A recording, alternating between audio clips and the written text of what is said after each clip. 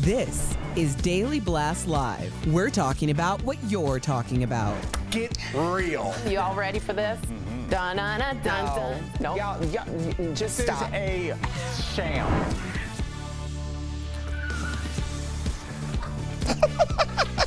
Welcome to DBL. It's Friday, September 17th. That's how we're going to do the show. I just wanted Tori to sit in it for yelling before we even started. Did that definitely make the air? I don't think it. I hope it did it. It was about a boy named Sue. We're going to be talking about our top songs later on. Sorry about that. It didn't make the air. Thank God. But it was a great intro for the 10 people that are in the studio.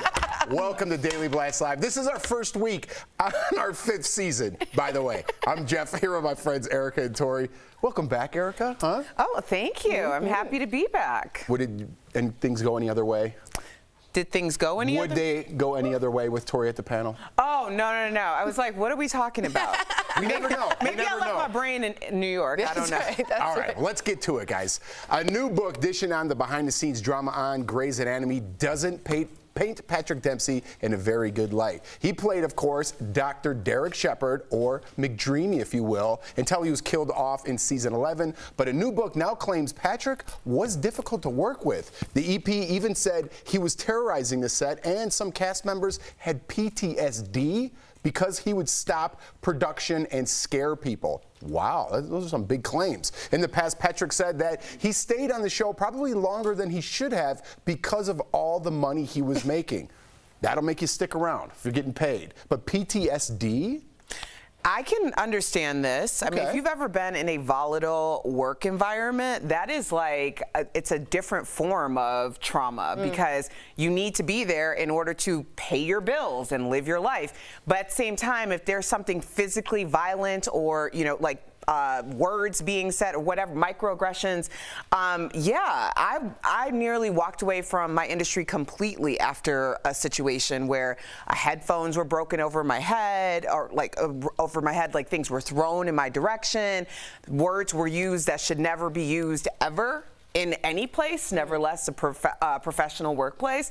So I think when things like this come out, and I'm not saying we don't know, this is all alleged, but when people are celebrated after they've done less than great things, and the people who have been victimized by said people are watching this, that is very traumatic. You saying that now, I kind of get a better grip of what you're talking about. I kind of agree. Let me talk to you though. I was a big Grey's Anatomy fan, big McDreamy fan, big McSteamy fan. Thank you. The idea of what I've heard about this man is not good. And what I mean by that is he complained over and over and over about the amount of time he had to spend on set. That was the big thing. And he would yell and stop production and say, I can't believe I'm here so long. And if we can get an overhead shot, I don't know, Brian, if you can do that. The people in the studio have all that you see, they've all been here before I got here, and you all will be here before after I leave. You mean timing during the day? Yeah, in studio. Yes. These are the people and the producers. And Ellen Pompeo reportedly had to say, hey, these people working have been here before you and they'll be here after you. And he said, oh, I guess I forgot that. Not a great dude. And if you see him getting bigger and bigger and more privileged, it must be hard for some crew members that were on set and felt really, really traumatized by that. Especially if that's your dream, right? You're like, wow, I made it. I'm on Grey's Anatomy. And then you have to work with something like that has no appreciation for anyone around them. That's correct. You know, and yeah, I totally get what you guys are saying. You totally shifted my mind on that one. All right. Lil Nas X has given birth to his new album. That's right. The singer has been playing with us, posting videos and pics of him pregnant. Did people think he was really pregnant? All right, so he shared a video of him going into labor and giving birth to his latest album, Montero. I kind of like that. Today, he also dropped a video for his song, That's What I Want, which shows him hooking up with a football teammate. Let's check it out.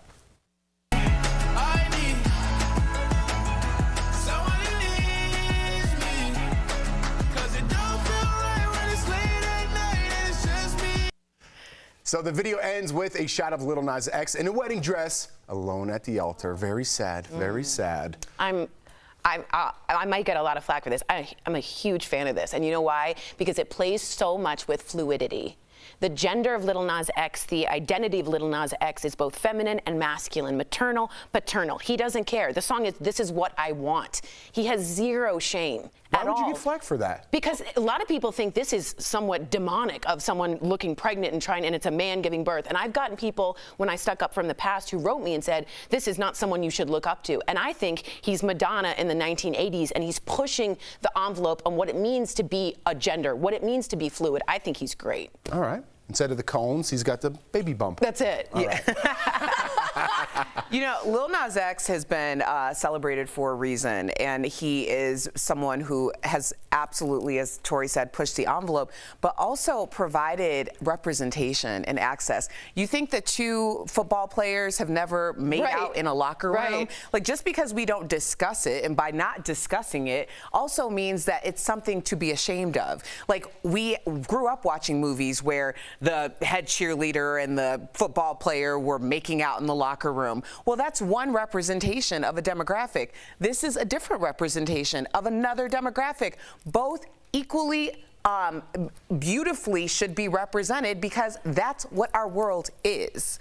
Yeah, listen, I'm all for pushing the boundaries of creativity, and that's what Lil Nas X does. Yes. Whether you like him or not, He provokes. agree with what he does or don't agree, that's what he does. And he gets eyeballs on what he's doing from album to song to song to song to album.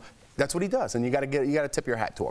All right, guys, Erika Jayne from The Real Housewives of Beverly Hills is clapping back boy. after she was seen shopping at TJ Maxx. Uh-oh. She was recently spotted at the budget retailer, and some people said it was a sign of her money troubles because of her ongoing divorce. But Erika responded to the critics on Twitter, writing, quote, "I shopped there for years. I also went to Petco and Target. I stop over analyzing my life." Listen, I'm on board with this, man. I'm a TJ Maxx guy. I'm a discount guy. I love deals. And there are some amazing clothing items at TJ Maxx. They're amazing. There's a designer section that you could get like brand names if you do want to go that But route. it's her being there that's a big thing. But it shouldn't matter. Stop. Okay. Let me She take knows it the answer. over. Okay. She knows the Your answer. Bravo holic. Yeah, that's right. Has entered the building. Okay. First of all, this is a deflection. I was talking about TJ Maxx, how my husband had to ban me from TJ Maxx and Ross because I was going there every Friday, same time, just to see, because you know the new inventory would come in on Thursday nights, right? So I wanted to see what was new. You got the schedule down. That's yes. good. Wow. However, this is a deflection. This is not what we should be talking about. Why? This woman's husband misappropriated over $101 million in victims' funds. That's burn victims, orphans, and widows. $20 million of that went to her LLC, EJ Global. That means that for all these years, when she's been talking about her $40,000 a month glam team, which is why people are saying that she's having money trouble because she's in TJ Maxx, because she was bragging about having a $40,000 glam team. And now we know that those $40,000 a month were coming from burn victims, orphans, and widows. We do not have to have a conversation about should she be shopping at TJ Maxx.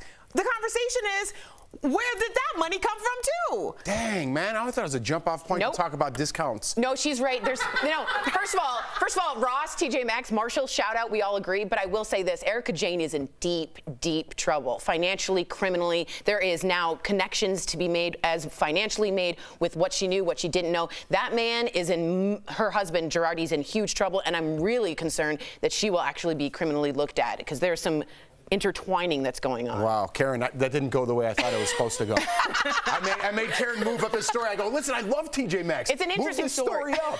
And then there was some Poor sense Karen. behind it. There's a big I story here. understand that the story makes sense, that we have, obviously people enjoyed this, was trending, whatever.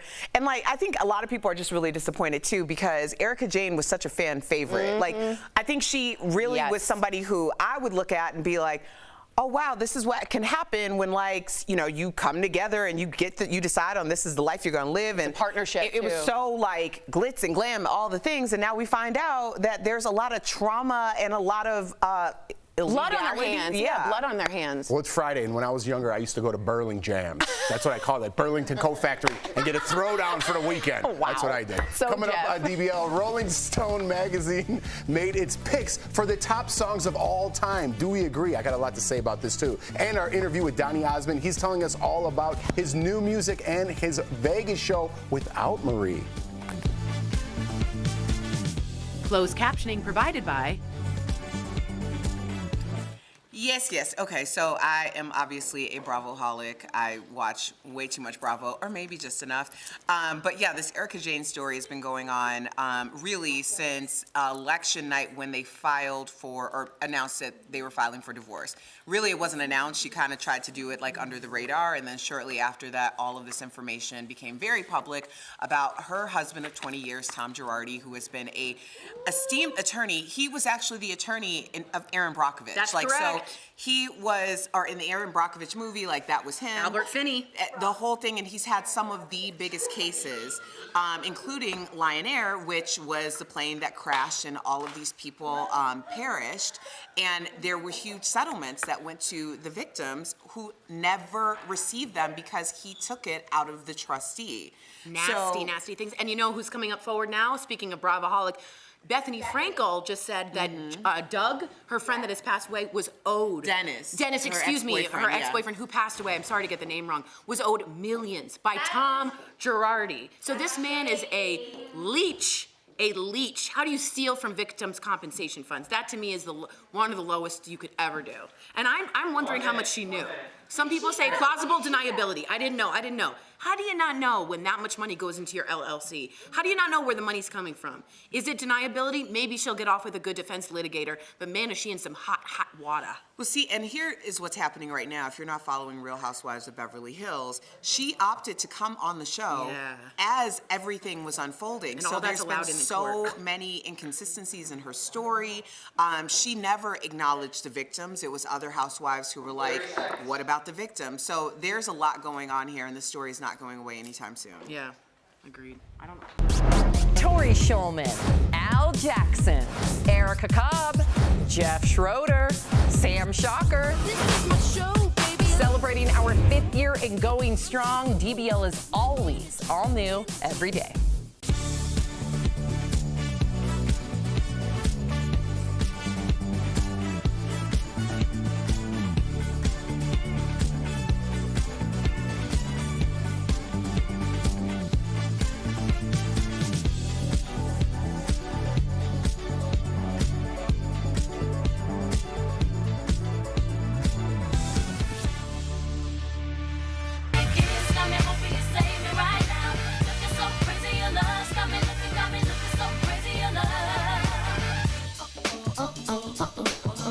Welcome back to DBL. That's Beyonce's iconic song, Crazy in Love. But is that the version with Jay-Z, I wonder? Because that one's way better. I'm just saying. It's one of the top 25 songs, we could all agree, on Rolling Stones magazine's top 500 songs of all time. Some other hits that made the top 25. So, John Legend's Imagine and Bohemian Rhapsody by Queen. Or John Legend, I'm sorry. What did I say? You said John Legend, but John Lennon. Hey, he's good too. He's probably up there. He's probably up there somewhere. And Bohemian Rhapsody by Queen. And this early 2000s banger, check it out.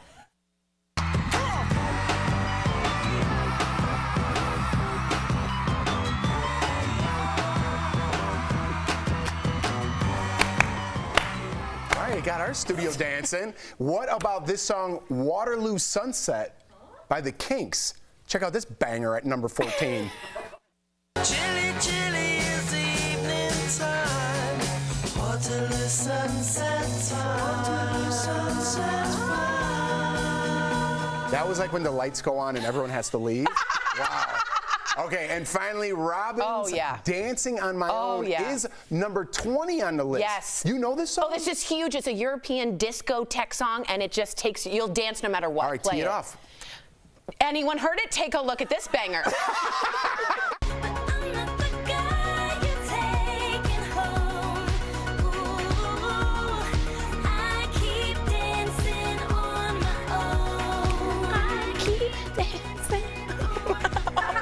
I actually like that song. It's That's good. a pretty good song. It's a great Did you guys song. see the list by any chance? I looked through it a little bit. What do you think? Well, listen, the top 25, one of my favorite artists of all time, is not even in the top 25. I would have picked number 1, Bob Marley, No Woman, No Cry.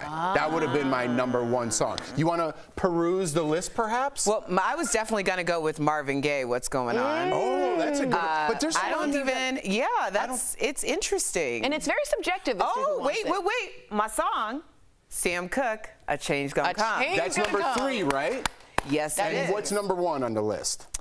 Aretha Franklin, Respect. That's pretty good, though. That's a very pretty good one. That's a pretty good. Do you have one that pops out? I do, and this is only for all you out there who are like 800 years old, but I'm going to see the Eagles tomorrow for the first time in my life. And Hotel California, to me, is the #1 song, but it's on Hell Freezes over the acoustic version. The harmony, the sound, the hotel you can never leave. Great, great song. Amazing. And to our 800-year-old demographic, we just want to thank you for sticking with us for so long. Loyalty. It's just, we appreciate it. We Loyalty. really do. That's it. I heard an interesting fact about Hotel California. Really? I don't know if it's true. I was listening to a podcast and you saying that Hotel California was written on Miami Beach. They were staying on Miami Beach, really? locked themselves in this very famous room and wrote Hotel California. Interesting. Don Henley, Glenn Fry, probably. And I think there were some other things in there as well. I think so too. But don't quote me on that. Coming up on DBL, Donnie Osmond's back with brand new banging music and a Vegas show. Our interview with him is next in today's Chatting with the Stars.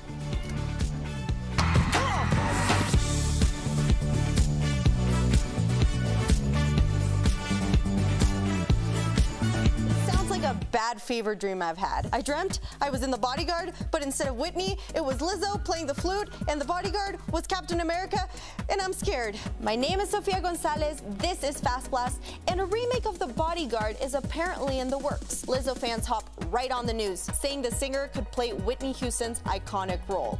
Lizzo approved, and it didn't stop there. Fans volunteered Chris Evans to play Frank Farmer, originally played by Kevin Costner. If you could cast the movie, who would you pick?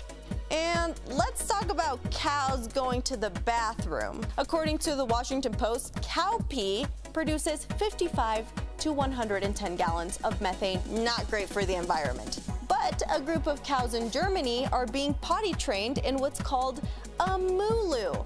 Yes, a mooloo. Scientists hope having Bessie and company go in a designated area can lower greenhouse gas emissions. We'll see you all next week.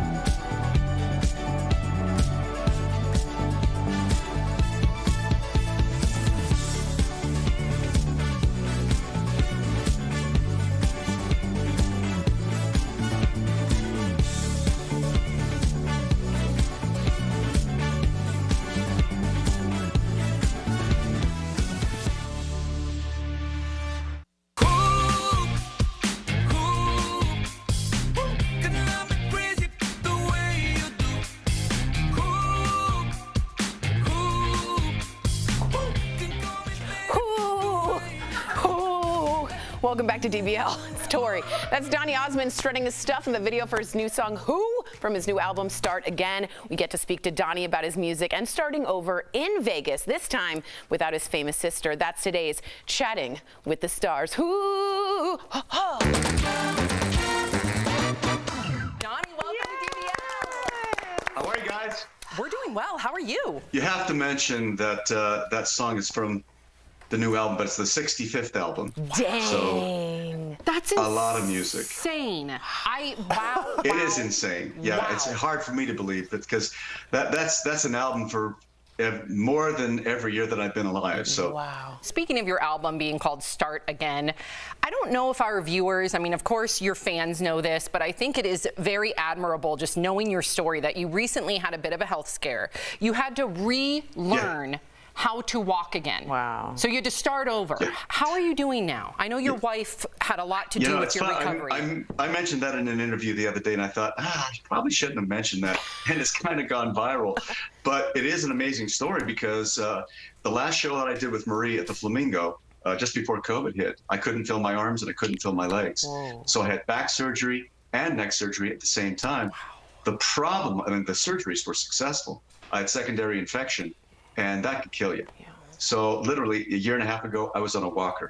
Wow. But the pain getting back to this point, I had some of the best people working with me, and I'm stronger than I was prior to the operation. So everything's working. And so Start Again is appropriate in that respect. But I also named the album that because we all are starting again with this pandemic. Everybody's finding different ways of doing things. And it's all about picking yourself up and starting again, no matter what your challenges may be. I live for a good comeback, Donnie, so we're so happy to see you start over. And you mentioned you're back in Vegas with your first ever solo show. Yeah. We have to ask, do you miss your sister? I absolutely do, but it's a completely different show. The Donnie and Marie show was one thing. The Donnie and Marie brand was, the silly slapstick and all that stuff. We had so much fun performing together. It was originally supposed to be a 6-week engagement, turned into 11 years. Wow. But this show is more all-inclusive of everything I've done in 6 decades. I want to ask you about your start. Yeah. You got your start on the Andy Williams show with your brothers just when you were 5 years old. How instrumental was that show in shaping your career? Well, it was everything. Everyone in show business needs a break. Oh, look that at was our break. There he is. And that's when I began. I was 5 years old. And Andy gave us our initial start, our national exposure. In fact, I do a tribute to Andy, where I was able to go back and get the masters of his show. And I sing a duet with him. I sing Moon River with him. And last night, it was pretty amazing. It got a standing ovation that wouldn't stop because it's so emotional and it connects so well between the two of us because Andy was my mentor. He gave me the break, and here I am paying homage to him, and we're singing together. It's a moment. It really is a moment for me as well as for the audience. Donnie, you are the epitome of show business. And speaking of duets, on your new album, Start Again, you wrote a song in response to Justin Bieber's Lonely song. So would you be open to a collaboration with the Biebs?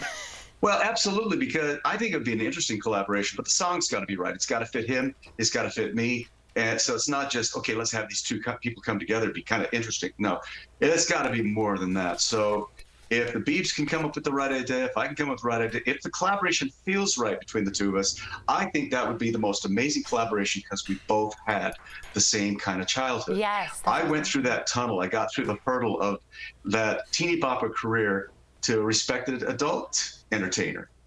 Justin went through the same tunnel, and he's made some decisions in his life. He's found love. He's got through the end of it. And I wrote a song called Life After Loneliness, because in it I say, you are a star. I mean, he's a star, and his light will never dim. That's the lyric. Because Justin's going to be with us for a long time. Smart guy. I'm buying the first ticket very talented. to the Donnie Biebs show. I'm going to. I better get to go backstage. Amazing, Donnie, amazing. Donnie, thank you so much for joining us. Everyone, catch Donnie in his new solo show, Donnie at Harrah's in Vegas, and his new album, Start Again, is available right now. Find all the details at Donnie.com. Thank you so much, Donnie. It's been a pleasure. Thanks, you guys. Good to talk to you. We'll be right back. Promotional consideration is brought to you by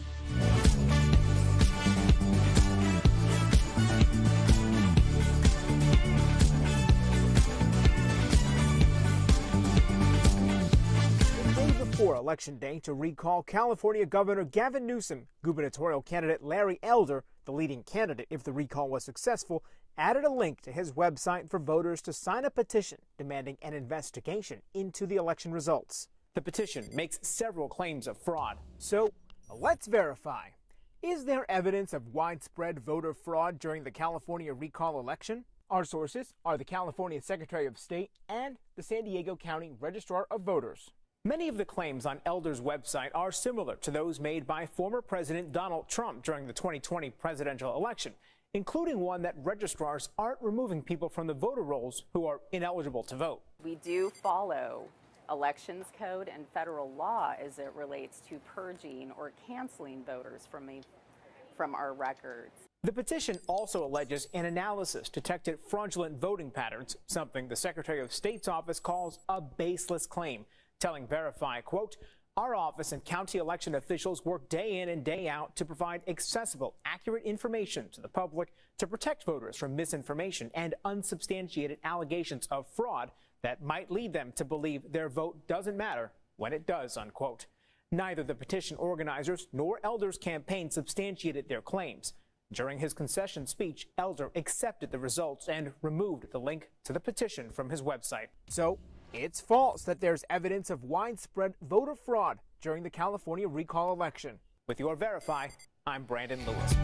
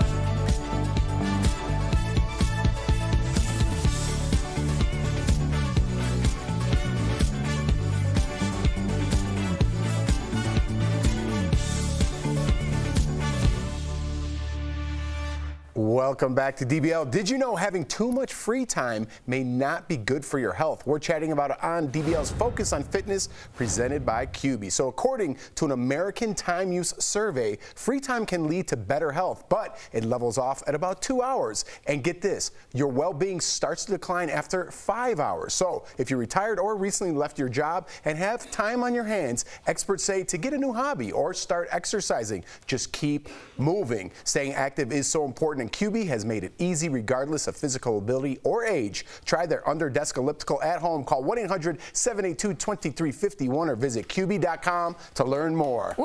Bravo, sir. Yahoo! Keep it moving, guys. We'll see you on Monday. Have a good weekend, everybody.